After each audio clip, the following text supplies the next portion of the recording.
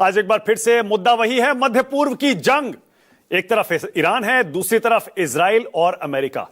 यह युद्ध तो चल रहा है मिडिल ईस्ट में, लेकिन हिंदुस्तान में एक नई पॉलिटिकल बैटल शुरू हो गई है। कांग्रेस पार्टी और कांग्रेस की सबसे बड़ी नेता सोनिया गांधी बाकायदा एक आर्टिकल लिखकर खुलकर ईरान के पक्ष में उतर आई है। सोनिया गांधी इंडियन एक्सप्रेस अखबार में एक आर्टिकल लिखकर सीधे सीधे मोदी सरकार पर सवाल खड़े कर रही हैं और कह रही हैं हमारी विदेश नीति अब ईरान के बजाय इजराइल के पक्ष में पूरी तरह झुक गई है। कहा यह जा रहा है, बताया यह जा रहा है कि हम न्यूट्रल हैं, लेकिन ऐसी जंग में चुप रहना न्यूट्रल होना नहीं है, तटस्थ होना नहीं है। बीजेपी की तरफ से ज्यादा बड़े नेता कोई बयानबाजी नहीं कर रहे, लेकिन बीजेपी के सांसद निशिकांत दुबे बार बार सोशल मीडिया प्लेटफॉर्म एक्स पर सबूतों के साथ कांग्रेस को यह कह रहे हैं कि ईरान ने कभी भी हिंदुस्तान का साथ नहीं दिया, इसीलिए हम भी ईरान के पक्ष में खुलकर ऐसे समय में खड़े नहीं हो सकते। जबकि बीजेपी के सारे समर्थक यही कह रहे हैं इजराइल ने हमारा साथ दिया है, हम इजराइल का साथ क्यों ना दें। आज राष्ट्र की बात में डिबेट इसी पर होगी। क्या वाकई बीजेपी, एनडीए सरकार, भारत की केंद्र सरकार इजराइल के साथ है? क्या कांग्रेस पार्टी पूरी तरह से ईरान के पक्ष में उतर आई है?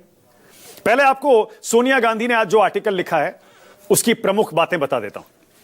सोनिया गांधी ने आज अखबार में लिखा, ईरान के नेता अयतुल्ला खामनेई की टारगेटेड हत्या हुई है। हत्या पर सरकार की चुप्पी न्यूट्रल नहीं बल्कि हार मानना है। एक राष्ट्राध्यक्ष की हत्या अंतर्राष्ट्रीय रिश्तों में बड़ी दरार है। भारत ने ईरानी संप्रभुता के उल्लंघन की निंदा से मना किया। पीएम ने शुरू में अमेरिकी हमले को नजरअंदाज किया, खुद को यूएई पर ईरान के हमले की निंदा तक सीमित रखा। इस मामले में चुप्पी न्यूट्रल नहीं है। हत्या बिना किसी युद्ध की औपचारिक घोषणा और चल रहे डिप्लोमेटिक प्रोसेस के दौरान की गई। हत्या से 48 घंटे पहले प्रधानमंत्री इजराइल से लौटे थे। उन्होंने नेतन्याहू सरकार का साफ सपोर्ट किया था। लड़ाई में आम लोगों की मौत से दुनिया भर में गुस्सा है। जब दुनिया की ज्यादातर ताकतों ने इससे दूरी बना ली है, भारत का बिना किसी नैतिक साफ राय के पॉलिटिकल सपोर्ट एक कमजोर असर दिखाता है। घटना पर भारत का रवैया चुपचाप सपोर्ट का इशारा है। कांग्रेस ने ईरान पर हमले और टारगेटेड हत्याओं की निंदा की है। ईरानी लोगों और शिया समुदायों के प्रति हमने संवेदना जताई है। भारत की विदेश नीति विवादों के शांतिपूर्ण समाधान की है। ईरान से हमारे रिश्ते राजनीतिक होने के साथ स्ट्रेटेजिक भी हैं, कूटनीतिक भी हैं। सोनिया गांधी अपने इस आर्टिकल में 1994 की उस घटना का जिक्र कर रही हैं जब यूनाइटेड नेशंस में ईरान ने भारत के खिलाफ खड़ा होने से इनकार कर दिया था। सोनिया जी लिखती हैं 1994 में यूएन में ईरान ने भारत का सपोर्ट किया था। कश्मीर मुद्दे पर ईरान ने ओआईसी के खिलाफ स्टैंड लिया था।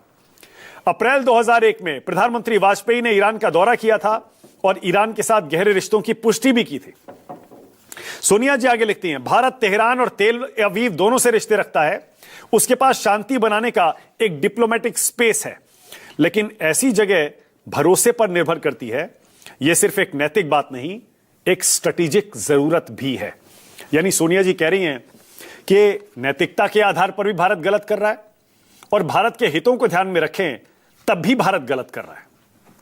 यह कांग्रेस पार्टी ने कल भी एक बाकायदा ऑफिशियल स्टेटमेंट जारी किया था, उस पर हमने डिबेट भी की थी। उसमें भी कांग्रेस पार्टी ने यही कहा था कि हम ईरान के पक्ष में क्यों नहीं खड़े हो रहे। इजराइल और अमेरिका मिलकर ईरान पर हमला कर रहे हैं, वहां के सुप्रीम लीडर की हत्या कर देते हैं, फिर भी हम चुप बैठे हैं, ऐसा क्यों। आज उसी बात को सोनिया गांधी ने अपने इस आर्टिकल से आगे बढ़ाया। उस आर्टिकल को सोशल मीडिया प्लेटफॉर्म एक्स पर शेयर करते हुए राहुल गांधी लिखते हैं, जब किसी विदेशी नेता की टारगेटेड किलिंग के बाद हमारे देश की तरफ से सोवरेंटी या इंटरनेशनल लॉ का साफ बचाव नहीं होता और इम्पार्शियलिटी छोड़ दी जाती है, इससे हमारी फॉरेन पॉलिसी की दिशा और क्रेडिबिलिटी पर शक होता है। इस मामले में चुप रहना न्यूट्रल नहीं है। अब जाहिर है कांग्रेस पार्टी और सोनिया गांधी यही कह रहे हैं, नॉन अलाइन मूवमेंट का हिस्सा था हिंदुस्तान। हम किसी तरफ नहीं झुकते थे, अपनी राय खुद बनाते थे, अपने हितों को ध्यान में रखते हुए, नैतिकता के आधार पर भी। लेकिन आज के दौर में, आज की तारीख में, आज की घड़ी में चुप रहना नॉन अलाइन होना नहीं है। हम सीधे सीधे इजराइल के साथ खड़े हो रहे हैं। अब इस पर बीजेपी की तरफ से, जैसे मैंने कहा, ज्यादा बड़े नेता तो नहीं बोल रहे, लेकिन सांसद निशिकांत दुबे बार बार कांग्रेस पार्टी को जवाब दे रहे हैं।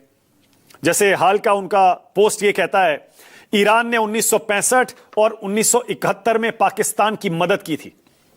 भारत के खिलाफ लड़ने के लिए पैसे, विमान और हथियार भी दिए थे। इसके अलावा और भी बीजेपी की तरफ से कई सारे लोग हैं जो ईरान ने भारत के खिलाफ जो बार बार स्टैंड लिया उसका जिक्र करते हैं। आपकी क्या राय है? दर्शकों से पूछ रहा हूं, क्या ईरान भारत का दोस्त था, भारत के खिलाफ खड़ा रहा या भारत का साथ दिया? कमेंट में आप जरूर बताइएगा। अब जल्दी से आपको डिबेट शुरू करूं उससे पहले ईरान और इजराइल यूएस के इस युद्ध की आज की बड़ी अपडेट्स बता देता हूं। डोनाल्ड ट्रंप ने बयान दिया है कि यह युद्ध लंबा चल सकता है और वो लंबे युद्ध के लिए तैयार हैं। ट्रंप यह भी कह रहे हैं जरूरत पड़ी तो ईरान में हम सेना भी उतारेंगे, बूट्स ऑन द ग्राउंड भी एक पॉसिबिलिटी है। उधर सऊदी अरब में यूएस के दूतावास पर ईरान ने हमला किया है। बहरीन में यूएस के एयरबेस पर ईरान ने हमला किया है। उधर हिजबुल्लाह ने इजराइल के एयरबेस पर हमला किया है। ईरान ने एक बार फिर ऐलान किया है कि उसने स्ट्रेट ऑफ हॉर्मुज को बंद कर दिया है।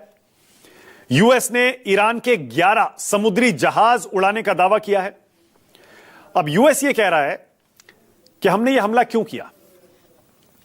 अमेरिका की तरफ से कई बयान आए जिसमें यह बताया गया कि अगर हम ईरान पर हमला नहीं करते तो इजराइल अकेला हमला करने वाला था, और अगर इजराइल ईरान पर हमला करता तो ईरान पलटकर यूएस के ठिकानों पर हमला करता। इसीलिए यूएस ने ये प्रीएम्प्टिव स्ट्राइक्स ईरान पर की है ताकि वो यूएस पर या हमारे अड्डों पर हमला ना कर सके। उधर अमेरिका ने अपने नागरिकों को खाड़ी देशों को छोड़ने की सलाह दे दी है, ज्यादातर देशों को। फिर ईरान ने उधर सऊदी अरब पर फिर से हमला किया है, ड्रोन से हमला किया गया है। ऐसा नहीं है कि ईरान में तबाही कम हो रही है, बहुत तबाही हो रही है। ईरान में 750 से ज्यादा लोग अब तक मारे जा चुके हैं। तेहरान में आज भी कई धमाके हुए हैं। एक रिपोर्ट इस बीच सामने आई है जिसमें यह बताया गया कि कैसे इजराइल ने कई महीनों तक ईरान के सुप्रीम लीडर खामनेई को मारने के लिए प्लानिंग की, और इसके लिए इजरायली खुफिया एजेंसियों ने ईरान के ट्रैफिक कैमरे हैक कर लिए, ईरान के कई मोबाइल नेटवर्क्स को हैक कर लिया ताकि खामनेई की सही लोकेशन, प्लानिंग, स्ट्रेटजी, उनकी मूवमेंट, उनके बारे में पता लगाया जा सके, और आखिरकार खामनेई की हत्या कर दी। इधर यूके ने ईरान युद्ध में उतरने से अब पूरी तरह से इनकार कर दिया है। ब्रिटिश प्राइम मिनिस्टर का इस बारे में बयान भी आया। चलिए राष्ट्र की बात शुरू करते हैं। आज का सवाल आपकी स्क्रीन पर आ रहा है। मेरा पहला सवाल, खामनेई के पक्ष में खुलकर क्यों आई सोनिया गांधी? और दूसरा, क्या कांग्रेस ईरान के साथ है और सरकार इजराइल के साथ है क्या? और अगर ऐसा है तो क्यों?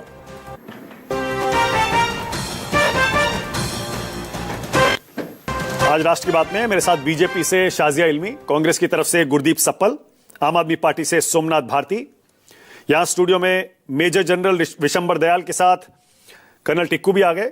स्वागत कर्नल तेज टिक्कू का, आर्मी से रिटायर्ड हैं।